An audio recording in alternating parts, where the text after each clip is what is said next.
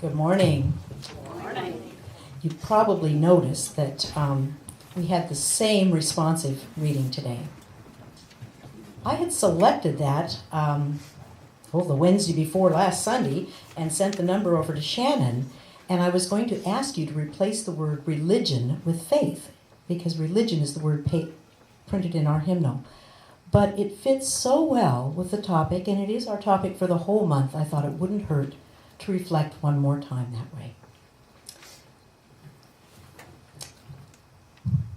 This being the last Sunday of January, I will be speaking about faith this one last time. We started off the month with Johnny Martin sharing his journey of faith, from Christianity to atheism to Islam. Then Jack Boyd spoke of achieving peace through a practice of faith, spiritual practices. And just last week, Reverend Susan Princehouse shared her journey from "no way I'm going to pray" to becoming an ordained minister. For every individual, there's a unique story and a different concept of faith. Last week, Bernie and I sat further back in the sanctuary than is our norm. From that vantage point, I noticed that in response to Reverend Princehouse's query for a show of hands for all those who considered themselves a person of faith, only a smattering of hands went up. Why do you think that was?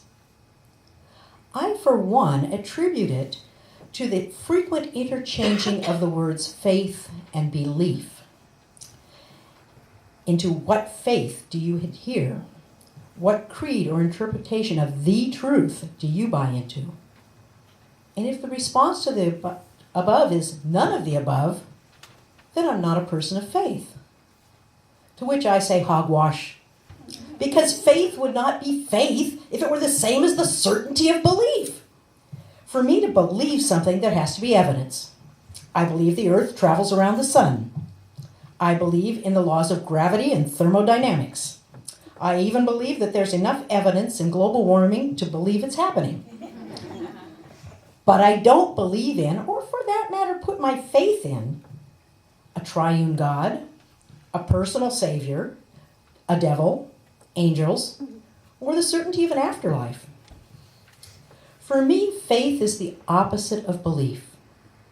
Faith isn't faith without doubt.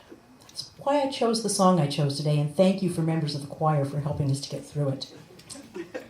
There are no guarantees when it comes to faith, and faith need not be religious. If you've ever gotten married, had a child, made a career change, moved across the country, you made what's commonly termed a leap of faith. There were no guarantees that it would turn out all right, and maybe it didn't, but it took faith to take the chance.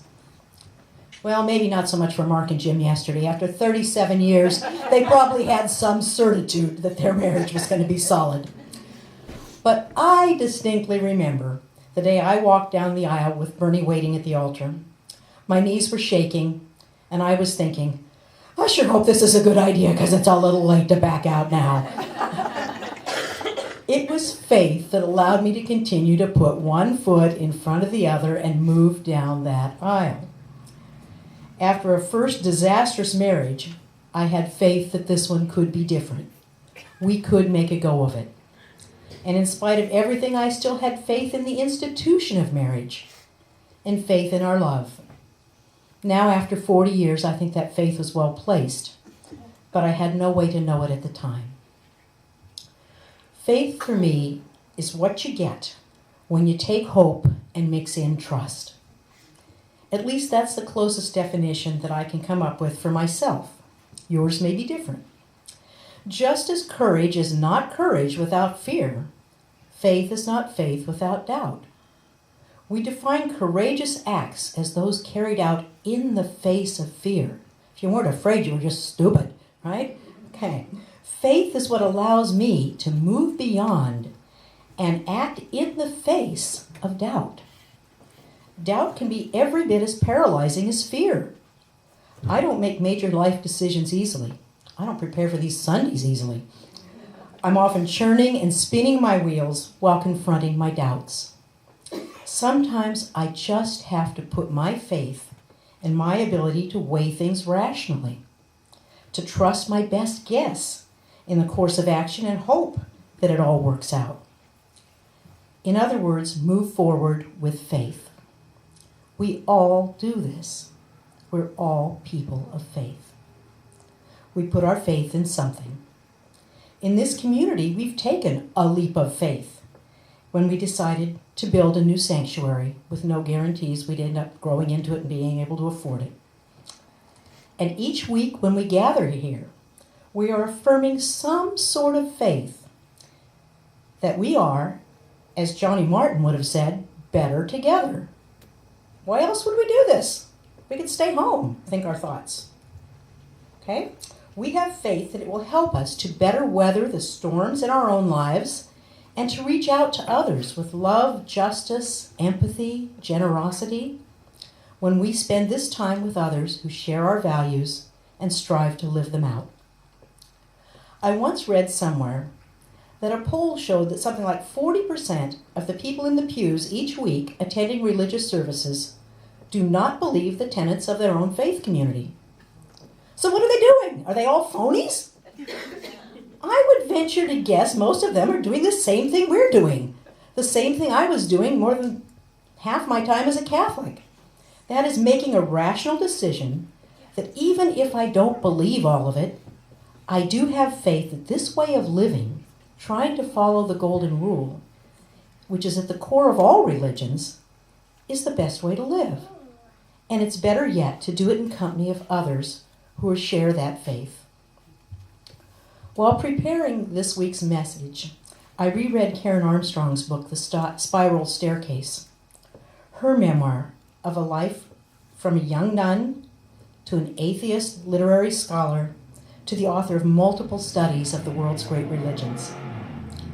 One thing that she noted was the distinction between faith as credo and faith as praxis.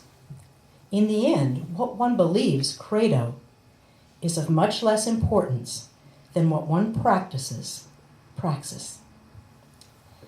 At some point in his first year as Pope, Pope Francis was met by a woman who said she was troubled by a crisis of faith, which most people take to mean the inability to believe in or having doubts about the doctrinal tenets of one's religion. Francis's response was, don't worry, I have those a couple times a month. Mother Teresa's journals revealed that she had her own crisis of faith and inability to believe. So what's up with these two? For them, it is more about praxis than credo. The way of living has meaning, value, as a path worth continuing on, with or without the certitude of belief. Where the prior Pope Benedict saw himself as the defender of doctrinal purity, that's when I jumped. Francis emphasizes the way in which we should strive to live our lives as individuals and societies with justice and peace and compassion. I, for one, have faith, that mix of hope and trust, in humanity. Most of the people I will encounter in my life strive to practice those same virtues, irregardless of their religious beliefs or lack of that. I have faith that this striving to live an upright life, adhering to an inner moral code, is common to most people. The thieves, murderers, and rapists are the aberrations, the norm being honesty and kindness. I've had this faith reinforced many times over the years. I'm one of those people who really should carry a wallet and keep it in her front pocket at all times. But being a woman who carries around more than fits in the average wallet and rarely having a front pocket in my clothing, I carry a purse and I leave it places. When I've had my car keys in my front pocket or I am not the driver, I have left it places for very long stretches of time and had to retrace my steps in order to find it again. From restrooms in crowded sports bars, to booths in fast food restaurants, to the back of the stool in the pattern section at my favorite fabric store, to classrooms, to bus stops. You name it, I've left my purse there. Not once has my oversight been seen as the occasion for a crime of opportunity. Every single time, my purse was either still there right where I left it, or someone had turned it in intact so I could claim it. Only twice in my life has my purse been stolen, and on both cases it was a deliberate act, not a crime of opportunity. Once our car was broken into. It happens. The other time, someone who could only have been another parent, probably in worse financial straits than us, slipped my wallet out of my purse in the desk drawer where all of us parent-helping parents at the co-op preschool put our valuables, and took just the wallet. And even then, she kept just the cash. The day of that preschool theft, a good Samaritan saw my wallet tossed from the vehicle in front of him. He stopped, picked it up, looked at the address on my driver's license, delivered it to my front door. My credit card's still there. Have I been lucky? You bet. But over 50 years of carrying of purses and mislaying them, never someone took advantage of that? So much honesty.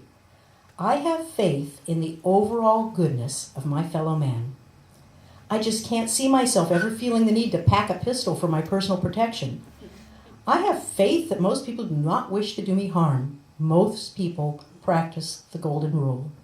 They strive not to do unto others what they would not want done unto them. Another praxis or practice of faith is prayer. Jack Boyd spoke of the spiritual practices that bring him peace. Reverend Princehouse spoke of the gift of desperation that brought her to crisis prayer. One need not believe in a deity to value the practice of prayer. Prayer can be a simple letting go of my constant mental chatter and being present in the moment, neither anticipating the next moment or rehashing the last. Now, I can't say that I've made this a regular practice. You've heard of fair weather friends? Well, I am among the foul weather faithful when it comes to the practice of prayer. I, too, have found myself in crisis prayer. In general, I tend to think of myself as captain of my own ship, except when I'm not. Those times when I felt tossed on the seas of life have taught me the value of prayer. The day I finally made the decision to divorce my first husband, I was sitting alone in a side chapel of my parish church on the way home from work. I was a mental and emotional mess. I'd spent months weighing the moral responsibility to be true to my wedding vows, even if he wasn't, against the effects on my life and our sons of the escalating physical abuse, substance abuse, and unfaithfulness. As I sat in quiet stillness, something in me just let go. And I sighed, I can't do this anymore. And a still voice in my head said, you're right, you can't. And for the first time, I was no longer torn or troubled. I could move forward with faith that there was a better life ahead for me. During the first year of Bernie's and my marriage, I experienced a high-risk pregnancy that had me hospitalized 3 times. When I was at about 5.5 months gestation, the doctor insisted that I either remain in the hospital for another 4 to 6 weeks until it was safe to have a cesarean section, or terminate the pregnancy. This was a planned pregnancy. I had even quit my job, which involved working around some toxic chemicals, before we even tried to conceive. I'd seen the ultrasounds and been told by physicians that there was no reason to believe that there was anything wrong with the fetus. The problem was with me. Every morning during rounds, I was asked, this is 1975, so abortion had just been made legal and it hadn't been kicked out of hospitals yet. Okay? So every morning as the doctors made rounds, they said, well, is this the day we're going down the hall to terminate? Or do you want to stick it out another day? And these were also the days when visiting hours were quite restricted. So I had no contact with family or friends outside of an hour or so with Bernie each evening. Could not see my son, my mother, my dad. I was sad, frustrated, frightened, but had no desire to end my pregnancy if a few more weeks could mean having a good chance at a healthy baby. The decision seemed to be one that I literally could not make. At the time, I thought it was above my pay grade, life and death, which brought me again to prayers of desperation. I give up. I cannot go on like this. And the little inner voice said, you don't have to. I checked myself out of the hospital and went home to wait. Within a day or two, I went into labor. Our daughter was stillborn. We were heartbroken, but a part of me felt a tremendous relief that I had not made the decision, life or death. Prayer had brought no miracles, and I didn't expect an unseen God to intervene and change the events of my life. But in both instances, prayer changed me. It brought a sense of peace and an acceptance of what is. So, I have faith in the goodness of people, faith in the idea of living the golden rule, faith in the practice of prayer. I also have faith in something else that I can't put words to. I don't know what it is, but I have faith that it's real and it is good. I think of it as energy or spirit of life that makes us not only part of an interdependent web of life, but an interconnected web of life across space, across time. When you see a grove of aspen, it appears as many individual trees. But deep in the earth, an aspen grove springs from a single root system. It is a single organism. That's the way I see all of life. Whatever spark of animated stardust exists in you, it's somehow related to the same that exists in me. I've felt this strongly at times. I'd like to share a couple of stories by way of example. If you end up thinking I'm some kind of nutcase, I suppose I can live with that. In the second year of our marriage, we were living in Portland, Oregon. Bernie was going to school on the GI Bill and working for a telecommunications company, and I was expecting again. The company had hired a new outside technician to replace Bernie so he could switch mostly to inside work, so he wouldn't be stuck on some mountaintop and miss his classes. It was late one winter evening when Bernie got the call out. There was an outage at a microwave site atop a mountain outside of Hood River in the Columbia Gorge. There were blizzard conditions on the mountain, and the new hire couldn't find his way. Bernie had been up this mountain over 100 times in all kinds of weather, so it made sense to send him. I had a terrible feeling come over me. Something was not right. Something bad was going to happen. I could visualize a tree falling across him or something. I'd never felt that way before, or since, for that matter. I trusted my gut and told Bernie if he was going, then I was going too. He argued that since I couldn't drive a snowcat and didn't know the way on the mountain and didn't know how to fix this, I wouldn't be of much use, even if something did happen. I said I wasn't sure why I was supposed to go, but at least I could radio for help if something went wrong. I was insistent, and to Bernie's credit, he didn't fight me. We dropped our 4-year-old off with Grandma, put on our winter layers, and headed out. In Hood River, Bernie hooked up the trailer with the company snowcat on it. We started up the mountain road. When the road became impassable, he unloaded the cat. We continued up Mount Defiance through blinding snow. About halfway to the summit, Bernie was coming disoriented. We had recrossed our own tracks, and I was feeling lightheaded and nauseous. We assumed it was just the nausea of early pregnancy, and Bernie suggested that I get some air by going outside the cab to the rear of the snowcat. It was a space similar to the bed of a short pickup truck. It had toolboxes built over each side and a small space where I could stand between them. He said I could stand there till I felt better. I don't even remember leaving the cab of the snowcat, let alone falling. But at some point, Bernie looked back and he couldn't see me any longer. He stopped driving and went to check on me. He found me passed out on the bed of the snowcat. I wasn't breathing. After trying CPR to no avail, he says he shook me and screamed something to the effect of, "Breathe, goddammit!" This is where my memories pick up. I don't recall his yelling, but I remember gradually coming back to consciousness. Everything was like an old photo negative. All the snow was black, and the night sky was a blinding white. It was peaceful. I was comfortable, and I didn't really want to pull myself back from this state. By the time I fully came to, Bernie had realized that the snowcat must still have an exhaust leak that was supposed to have been repaired. I had suffered carbon monoxide poisoning, and he was feeling its effects. That's why he got lost. He popped off the top of the cab, and to heck with the microwave outage, we headed down the mountain in the cold, open air in the storm and checked into the Hood River Hospital emergency room. Bernie was okay by then, but my core temperature was pretty low. They kept me under warmer blankets, and I was a mass of bruises from the fall. By morning, we would both be fine. Later in the week, we sat in Bernie's boss's office filling out all the forms required because of the work-related hospital visit.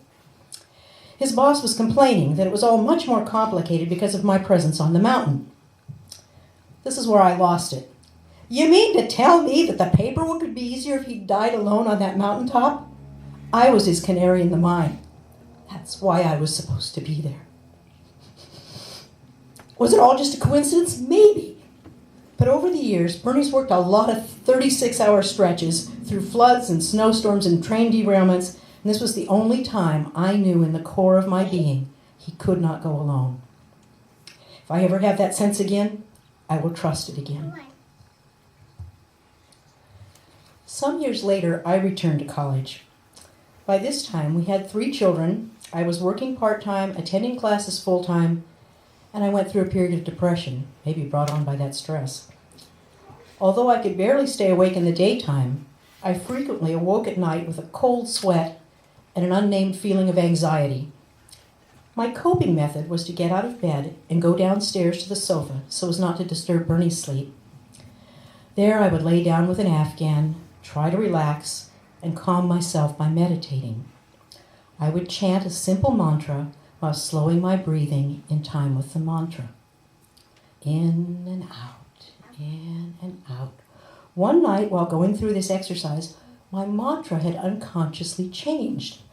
I was chanting one of the Catholic prayers for the dead, one commonly sung at funerals. My chant was a repetition of, into your hands we commend her spirit, into your hands we commend her life. I thought, what a strange thing. It must have caught in my head like an earworm from something we sang earlier in the week. Then, in a little while, I heard a siren as an ambulance pulled up next door. Our elderly laborer, Mrs. Webster, had been ill for a few weeks, and her son and daughter had been spending more time at her house. The next morning, I saw her daughter, Nancy, and asked to which hospital her mother had been taken and how she was doing. Nancy said the ambulance had not made it in time, that her mom had passed away a few minutes before it arrived. Mrs. Webster had been dying during the time that my mantra had changed to a prayer for the dead. To this day, I don't know what to make of it logically, yet I feel a sense of awe that in those moments of quiet meditating, I had been present to what was happening in my neighbor's life and keeping a reverent vigil. I can't explain either of these events or other similar occurrences through life, but the experience of them gives me a faith that sometimes there is more in our interconnected web of life than what my logic and my senses can perceive. And whatever it is, it's for good. These were just some of my reflections about what it means to me to be a person of faith, about praxis, not credo, and in a sense, that essence is a mixture of hope and trust that allows me to step into each new day and face each new challenge. I hope that you'll take some time this week to contemplate the sources of your faith, since we all have faith in something.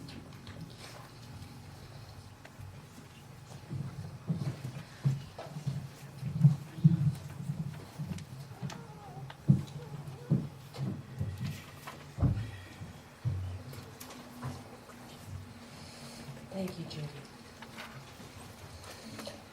Please stand as you are willing and able, and joining in the singing of our closing hymn, number 108, My Life Flows On in Endless Song.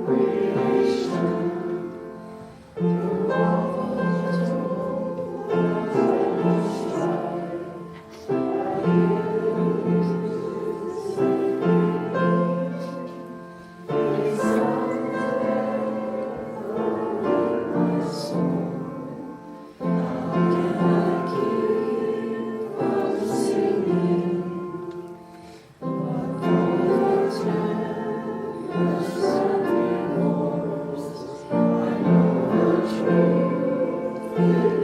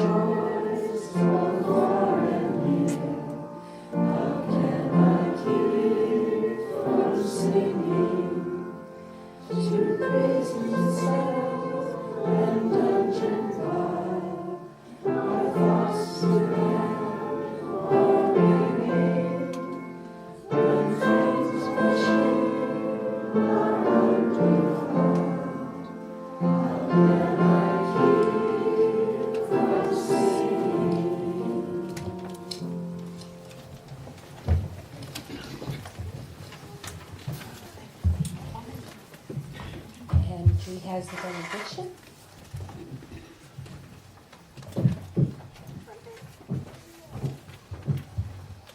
I want to close with some words by Sarah Moores Campbell. We receive fragments of holiness, glimpses of eternity, brief moments of insight. Let us gather them up, the precious gifts that they are, and renewed by their grace, move boldly into the unknown.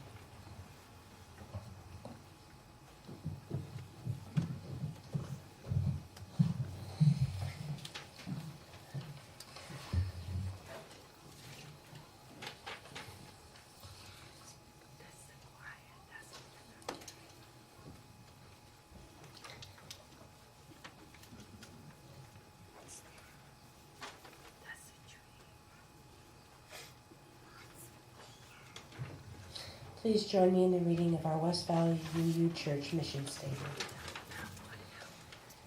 We agree to provide a safe place to celebrate diversity, draw inspiration for better lives, foster social and environmental justice, and compassionately support each other's spiritual. Thank you, Judy, and to all who have come today. The title of one of my favorite books has been Doubt is the Ants in the Pants of Faith. It keeps it moving.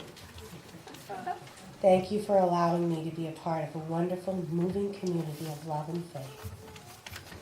Let us go now in that love and faith and continue our celebration of sharing food and drink.